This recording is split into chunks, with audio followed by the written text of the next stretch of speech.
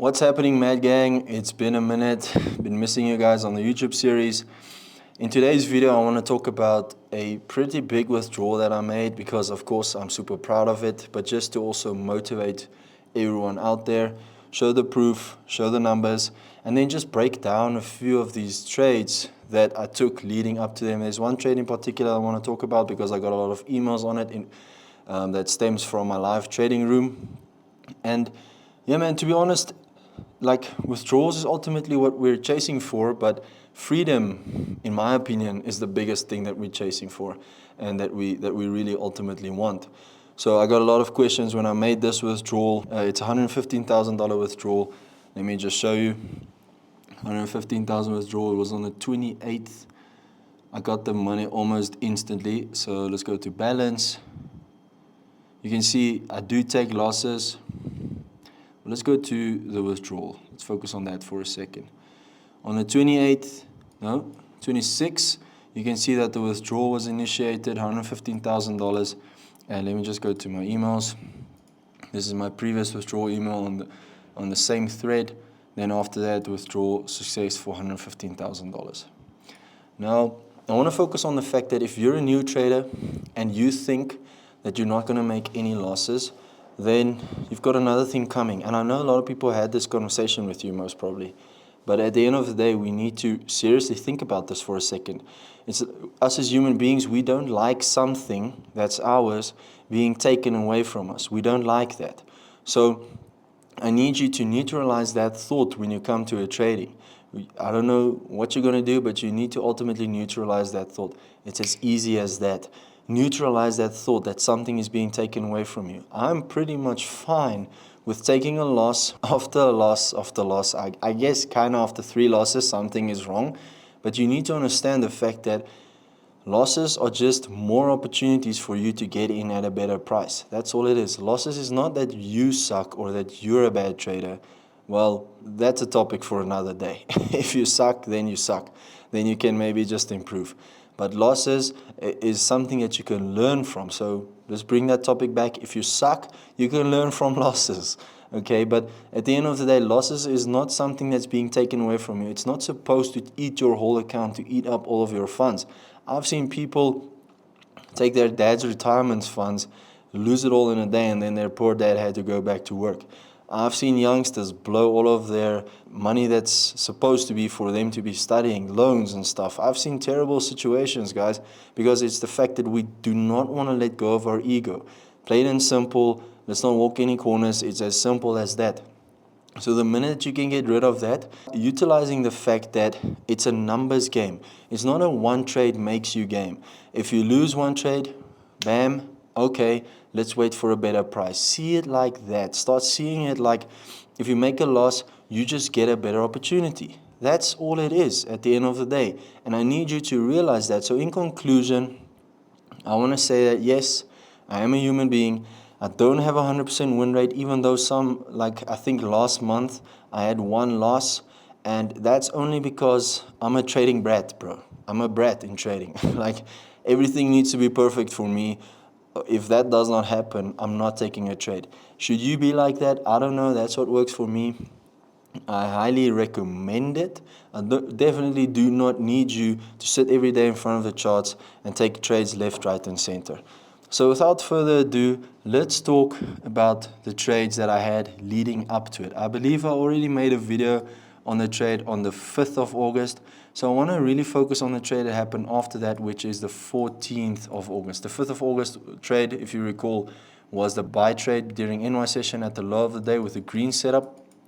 But I want to focus on the trade for NY session. With that being said, I really want to answer a number of questions that I got on this particular trade that stems from my live trading room. And the biggest question I got was, MC, why did you trade Fibonacci retracements? This trade was a perfect 61.8 retracement. And now look, this is just my opinion. But I ultimately think that Fibonacci retracements, I'm not saying that they do not work. I'm saying it's up. I'm putting this up for a debate. I need somebody to show me a factual reason or factual way to draw Fibonacci retracements. Because I can draw it one way and I can see a 38.2 retracement, but Peter Pan from across the river can draw it another way and he might see a 61.8. So is it the 61.8 that's working, or is it the 38.2 that's working, or should I just wait for a 50% retracement? Okay, so where do I get my 50% retracement? That's why I'm so peculiar about getting highs and lows of the previous day, because it's like set in stone. Nobody can take that away from you. Whereas opposed to Fibonacci retracement levels, it's very subjective. So I wanted to get that out of the way. This was not a Fibonacci retracement. In fact, I don't even trade Fib retracements anymore. I used to study them like crazy, man. So what allowed me to really take this trade was a baseline test trade. If you don't know what a baseline test is, there's 9 confluences that I look at, that I teach my academy members. It's a particular pattern that happens like 3 to 4 times a week, and the success rate is crazy, man. I think it's like, to be very realistic with you, it's 85% win rate, but the win rate does not matter. I just wanted to throw that up for the noobs. But what this allows me is to have like a very, very tight stop with this particular pattern. So just to give you a little bit of a taste of what this pattern entails, we already know we draw the highs and the lows.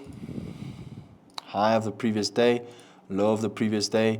You can clearly see that the high was tested over here and the low was tested over here. Now we got a break above, but on the 30-minute and on the 15-minute most possibly. We got the break above, but we got the rejection down low. So ultimately we're thinking we're going to push back up.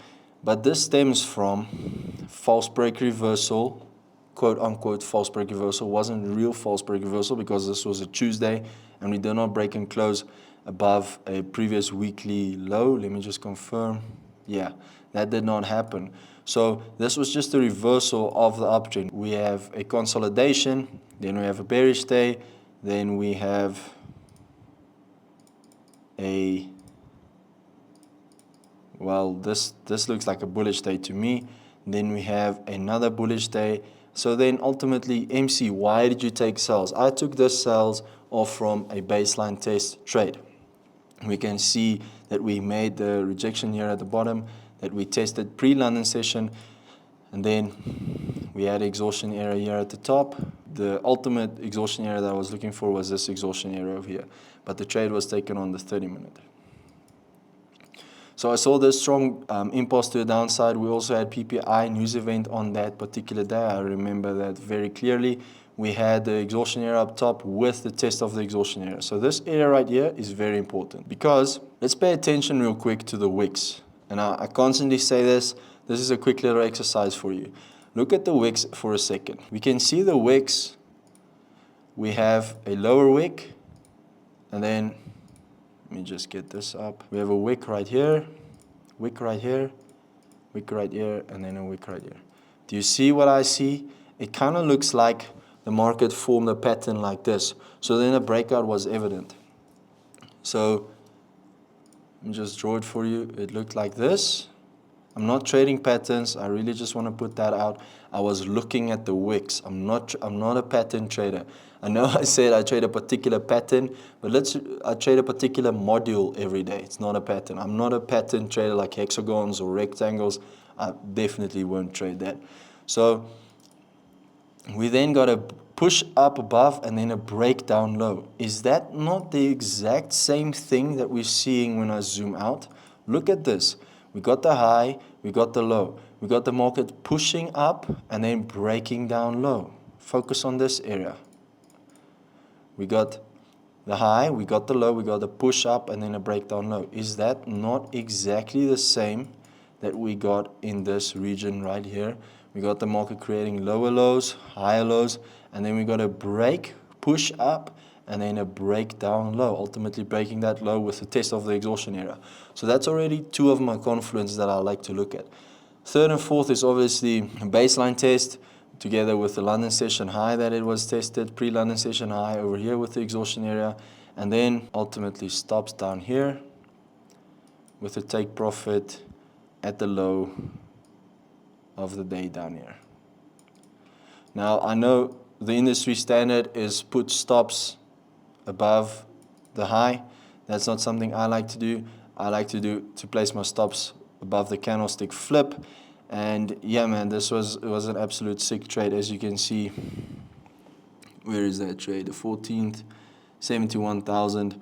So that was one of the trades leading up to it. After that was a 42.18. I pretty much like to I traded on the 19th and the 21st. I pretty much just like the setups on gold, and then on GBP USD, and then on gold after that we had a $42,000 day. Let me know in the comments down below if you also want to see breakouts of those particular setups. But ultimately, this particular setup, the baseline gave me my ultimate confidence. The baseline and my confirmation all from the baseline. I would say that gives me so much confidence when I know that that pattern happens in that particular way with confluence of the 5-minute time frame. I have so much confidence, I will take that trade in my sleep. So I hope you guys enjoyed. Let me know down in the comment what you think of this video, if I should drop down more. If this motivated you, then my goal is achieved, man. Much love, see you in the next video.